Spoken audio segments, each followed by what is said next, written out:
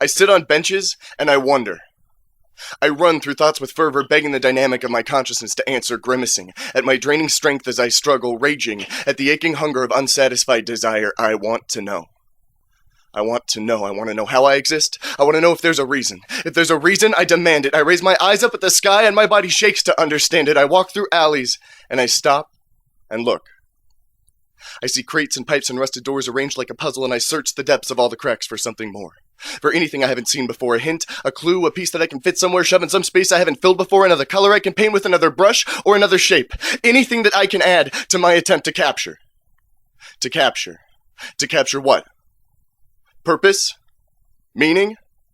Truth? Truth with a capital T, something complete, something absolute, something real. Real with a capital R, something to underline and outline everything, give shape to everything that I perceive. Uncertainty tears the edges off of everything I do. And the sunrise every morning is the sudden laugh of the man in the corner alone. The less than subtle evidence of something that you didn't hear, the obtuse hint of something more, the floating bits of conversations and the splatter of the coffee shop din. Here and there you catch something interesting, but you couldn't hear the rest. Am I alone?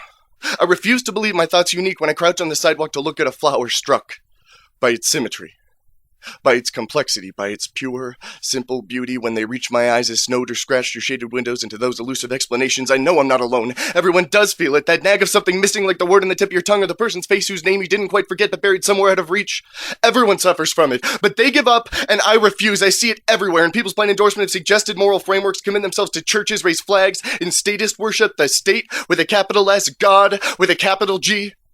Imperfect substitutes for perfection, and they commit themselves wholeheartedly, and then, instead, they chase down dreams of achievement and success. Bigger house, newer car, bigger flight or TV sets. Just get a little farther. Just get a little farther. Never far enough. Constantly dissatisfied, their desire stabs them in the back. They close their eyes and place their faith and fate in the gift-wrapped, sugar-coated, forcefully presented absolutes of money, God, and country. But it still eats at them.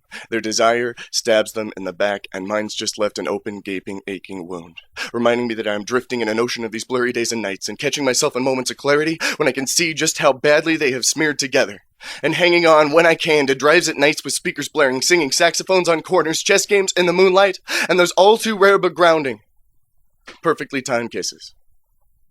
Romance takes the edge off. All of us are horses after carrots tied to sticks. I know I'll never find my answers, but I'd rather live my life in questions than accept answers that aren't true. True with a capital T.